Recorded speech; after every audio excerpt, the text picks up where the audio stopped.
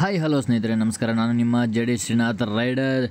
ತುಂಬ ಜನ ಇವಾಗ ಕಾಯ್ತಾ ಇರೋದು ಬೈಕ್ ಟ್ಯಾಕ್ಸಿ ಅಪ್ಡೇಟ್ ಏನಾಯಿತು 14ನೇ ತಾರೀಕು ಅಪ್ಡೇಟ್ ಇತ್ತಲ್ಲ. ಸೊ ಇದ್ರ ಬಗ್ಗೆ ಏನು ವಿಚಾರ ತಿಳಿಲಿಲ್ಲ ಅಂತ ಅಂದ್ಬಿಟ್ಟು ತುಂಬ ಜನ ಕುತೂಹಲಗೊಂಡಿದ್ರು.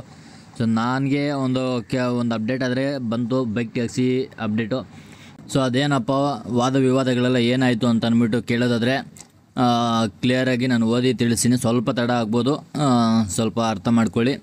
ಬೈಕ್ ಟ್ಯಾಕ್ಸಿ ಸೇವೆಗೆ ನಿಷೇಧ. ಮೋಟಾರ್ ವಾಹನ ಸೈಕಲ್ಗಳು ಸಾರಿಗೆ ವಾಹನಗಳಿಗಾಗಿ ಬಳಸಬಾರದು ಎಂದು ಸರ್ಕಾರ ವಾದ. ಮೋಟಾರ್ ಸೈಕಲನ್ನು ಸಾರಿಗೆ ಬಳಕೆ ಮಾಡಬಾರದು ಎಂದು ಹೇಳುವುದಾದರೆ ಸರ್ಕಾರ ಎಲೆಕ್ಟ್ರಿಕ್ ವಾಹನ ನೀತಿ ರೂಪಿಸಿತ್ತು ಎಂದು ಪ್ರಶ್ನಿಸಿದ ನ್ಯಾಯಾಲಯ. ಅಂದರೆ ಬೈಕ್ ಟ್ಯಾಕ್ಸಿ ಮಾಡಬಾರ್ದು, ಇದು ಬಾಡಿಗೆಗೆಲ್ಲ ಬೈಕ್ ಟ್ಯಾಕ್ಸಿ ನೀಡಬಾರ್ದು, ಇದು ಯಾಕಂದರೆ ವೈಟ್ ಬೋರ್ಡ್ ಅಂತ ಅಂದ್ಬಿಟ್ಟು ಹೇಳ್ತಾ ಇದ್ರಲ್ಲ. ಸೊ ಅದಕ್ಕೋಸ್ಕರ ಅದು ಹೈಕೋರ್ಟ್ ಏನು ಹೇಳಿದೆ ಅಂತಂದರೆ, ಹಾಗಾದರೆ ಎಲೆಕ್ಟ್ರಿಕ್ ಗಾಡಿಗಳನ್ನ ಹೆಂಗೆ ಬಿಟ್ರಿ? ಸೊ ಇದು ಇಲ್ಲಿಗಲ್ ಅಂತಂದರೆ ಅದು ಇಲ್ಲಿಗಲ್ ಅಲ್ವ ಅಂತ ಅಂದ್ಬಿಟ್ಟು ಸರ್ಕಾರಕ್ಕೆ ಪ್ರಶ್ನೆ ಮಾಡಿತು. ಅದಾದಮೇಲೆ ಏನಾಯಿತು ಅಂತಂದರೆ, ಪ್ರಯಾಣಿಕರನ್ನು ಸಾಗಿಸಲು ಅಥವಾ ಬಾಡಿಗೆಗೆ ಅದರ ಬಳಕೆ ಮಾಡಬಹುದು ಎಂದು ಶಾಸನದಲ್ಲಿ ವಾಕ್ಯ ನಿಷೇಧ ಇರುವುದರಿಂದ ಮೋಟಾರ್ ಸೈಕಲ್ಗಳನ್ನು ಸಾರಿಗೆ ವಾಹನಗಳಾಗುವುದಿಲ್ಲ ಎಂದು ಸರ್ಕಾರವು ಶುಕ್ರವಾರ ಕರ್ನಾಟಕ ಹೈಕೋರ್ಟ್ನಲ್ಲಿ ಪ್ರಬಲವಾಗಿ ವಾದಿಸಿತ್ತು. ಮೋಟಾರು ವಾಹನಗಳ ಕಾಯ್ದೆ 1988ರ ಅನ್ವಯ ಮಾರ್ಗಸೂಚಿಸಿದೆ. ರೂಪಿಸುವವರೆಗೆ ಬೈಕ್ ಟ್ಯಾಕ್ಸಿ ಮುಂದುವರಿಯುವಂತಿಲ್ಲ ಎಂದು ಏಕಸದಸ್ಯ ಪೀಠ ಮಾಡಿರುವ ಆದೇಶ ಪ್ರಶ್ನಿಸಿ Uber India, Rapido, Ola, Uber ಸೇರಿದಂತೆ ಹಲವು ಅಗ್ರಿಗೇಟರ್ ಸಂಸ್ಥೆಗಳು ಸಲ್ಲಿಸಿರುವ ಮೇಲ್ಮನವಿ ವಿಚಾರಣೆಗೆ ನ್ಯಾಯಮೂರ್ತಿ ವಿಭು ಬಕ್ರು ಮತ್ತು ನ್ಯಾಯಮೂರ್ತಿ CM ಜೋಶಿ ಅವರ ನೇತೃತ್ವದಲ್ಲಿ ವಿಭಾಗೀಯ ಪೀಠ ನಡೆಸಿತ್ತು. ರಾಜ್ಯ ಸರ್ಕಾರದ ಪರವಾಗಿ ವಾದಿಸಿದ high court judge general K. Shashikiran Shetty ಅವರು ಮೋಟಾರ್ ಸೈಕಲ್ ವಾಹನದಲ್ಲಿ ಅದು ಪ್ರಯಾಣಿಕರನ್ನು ಸಾಗಿಸಲು ಇರುವ ವಾಹನ ಎಂದು ಹೇಳಿಲ್ಲ. ಮೋಟಾರ್ ವಾಹನಗಳ ಕಾಯ್ದೆ ಅಥವಾ ನಿಯಮಗಳನ್ನು ಪ್ರಯಾಣಿಕರನ್ನು ಮೋಟಾರ್ ಸೈಕಲ್ ಒಯ್ಯಬಹುದು ಎಂದು ಹೇಳಿಲ್ಲ. ಮೋಟಾರ್ ಸೈಕಲ್ ಮೋಟಾರ್ ಕ್ಯಾಬ್ ವ್ಯಾಖ್ಯಾನದ ಅಡಿ ಬರುವುದಿಲ್ಲ ಎಂದು. ಆಗ ಪೀಠವು ಮೋಟಾರ್ ಸೈಕಲನ್ನು ಸಾರಿಗೆಗೆ ಬಳಕೆ ಮಾಡಬಾರದು ಎಂದು ಹೇಳುವುದಾದರೆ ಸರ್ಕಾರ ಹೇಗೆ ಎಲೆಕ್ಟ್ರಿಕ್ ವಾಹನ ನೀತಿ ರೂಪಿಸಿತ್ತು ಎಂದು ಪ್ರಶ್ನಿಸಿದ. ಇದಕ್ಕೆ AG ಅದನ್ನು ಹಿಂಪಡೆಯಲಾಗಿದೆ, ನಾವು ನಮ್ಮ ತಪ್ಪನ್ನು ಸರಿಪಡಿಸಿಕೊಳ್ಳುತ್ತಿದ್ದೇವೆ ಎಂದಷ್ಟೇ ಹೇಳಬಯಸುತ್ತೇನೆ. EV ಮೋಟಾರ್ ಸೈಕಲ್ಗಳಿಗೆ ವಿಶೇಷ ವಿನಾಯಿತಿ ನೀಡಲಾಗಿತ್ತು. ಯಾವುದೇ ಮೋಟಾರ್ ಸೈಕಲನ್ನು ಸಾರಿಗೆ ವಾಹನ ಎಂದು ಪರಿಗಣಿಸಬೇಕಾದರೆ ಅನುಮತಿ ಕಡ್ಡಾಯ ಎಂದು ಸ್ಪಷ್ಟಪಡಿಸಿದರು. ಮೋಟಾರ್ ಸೈಕಲ್ ಪ್ರಯಾಣಿಕರನ್ನು ಹೊತ್ತೊಯ್ಯುವ ವಾಹನವಲ್ಲ.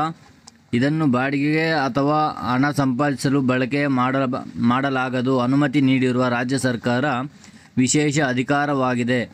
ಮೋಟಾರ್ ಸೈಕಲ್ಗಳನ್ನು ವಾಣಿಜ್ಯ ಸಾರಿಗೆಗೆ ಬಳಕೆ ಮಾಡಬಹುದು ಎಂದು ಆ ಅನುಮತಿಯನ್ನು ನಿಯಂತ್ರಣ ಮಾರ್ಗಸೂಚಿಗಳ ಗೈರಿಯಲ್ಲಿ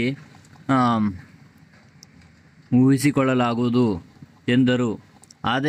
ಅಲ್ಲದೆ ದೇಶದ 18 ರಾಜ್ಯಗಳಲ್ಲಿ ನಿರ್ದಿಷ್ಟವಾಗಿ ರಾಜ್ಯಗಳನ್ನು ನಿಯಂತ್ರಣ ಮಾರ್ಗಸೂಚಿ ರೂಪಿಸಿದ ಮೇಲೆ ಬೈಕ್ ಟ್ಯಾಕ್ಸಿಗಳು ಸೇವೆ ನೀಡುತ್ತಿವೆ. ಈ ಸಂಸ್ಥೆಗಳ ಒಂದೊಂದು ರಾಜ್ಯದಲ್ಲಿ ಒಂದೊಂದು ರೀತಿಯಲ್ಲಿ ವಾದಿಸಲಾಗದು ಎಂದರು. ಆಗ ನ್ಯಾಯಪೀಠವು ಮೇಲ್ಮನವಿದಾರರು ಪರವಾನಗಿ ಸಂಸ್ಥೆಗೆ ವ್ಯವಸ್ಥೆಗೆ ಆಕ್ಷೇಪಿಸುತ್ತಿಲ್ಲ.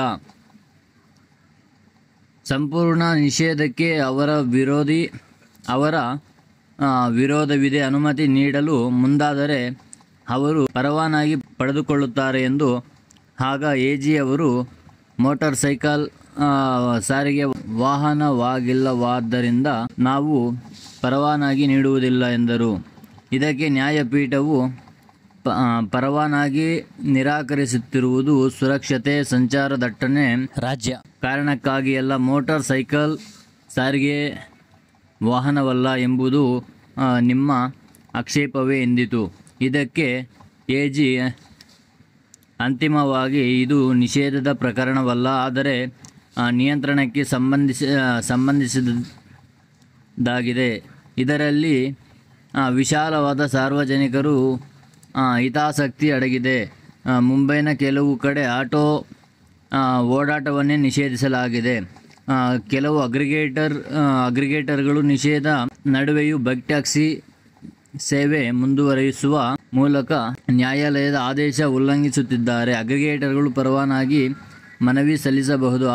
ರಾಜ್ಯ ಸರ್ಕಾರವು ತನ್ನದೇ ಮಾರ್ಗಸೂಚಿ ರೂಪಿಸಲು ಅಥವಾ ಕೇಂದ್ರ ಸರ್ಕಾರದ ನಿಯಮಗಳನ್ನು ಪಾಲಿಸಬಹುದು ಎಂದರು.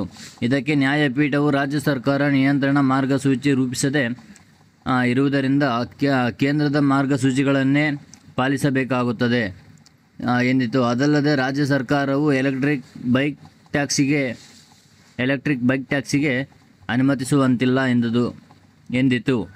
ಮೇಲ್ಮನವಿದಾರರ ಪರ ವಕೀಲರೊಬ್ಬರು ಕಂಪನಿಗಳು ಹಳದಿ ಬೋರ್ಡ್ ನೋಂದಣಿಗೆ ಸಿದ್ಧತೆ ನಡೆಸಿತ್ತು, ಪರವಾನಗಿ ಪಡೆಯಲು ಮುಂದಾಗಿವೆ ಎಂದರು.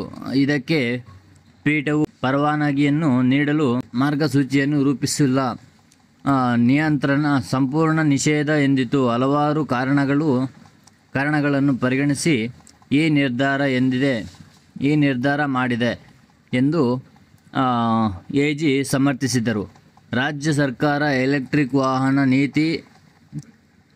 ನೀತಿಯಡಿಯಲ್ಲಿ ಈ ಬೈಕ್ ಟ್ಯಾಕ್ಸಿಗಳಿಗೆ ಅನುಮತಿಸಲಾಗಿತ್ತು. ಅಗ್ರಿಗೇಟರ್ಗಳು ಒಂದೇ ಒಂದು ಬೈಕ್ ಟ್ಯಾಕ್ಸಿ ಓಡಿಸಿಲ್ಲ, ಇದಕ್ಕೆ ಒಂದು ಅರ್ಜಿ ಸಲ್ಲಿಕೆಯಾಗಲಿಲ್ಲ ಎಂದು ವಿಸ್ತರಿಸಿದರು. ಬೈಕ್ ಟ್ಯಾಕ್ಸಿ ನಿಷೇಧ ಮಾಲಿನ್ಯ ಒಂದು ಕಾರಣ ಎಂದು ಸರ್ಕಾರ ಹೇಳಿದೆ. ಆದರೆ ಈ ಬೈಕ್ಗಳಿಗೂ ಅನುಮತಿ ನೀಡಿಲ್ಲ. ಸುರಕ್ಷತೆ ಕಾರಣಗಳಿಗೆ ಏನಾದರೂ ದಾಖಲೆ ಇದೆಯೇ ಎಂದು ಸರ್ಕಾರವನ್ನು ಪೀಠ ಪ್ರಶ್ನಿಸಿತು. ಇದಕ್ಕೆ ಎಜಿ ಅವರು ಸಮಿತಿ ವರದಿಯನ್ನು ಉಲ್ಲೇಖಿಸಿ ತಮ್ಮ ವಾದ ಪೂರ್ಣಗೊಳಿಸಿದರು. ಅಂತಿಮವಾಗಿ ಪೀಠವು ಪ್ರಕರಣದ ವಿಚಾರಣೆಯನ್ನು ನವೆಂಬರ್ 24ಕ್ಕೆ ಮುಂದೂಡಿತು.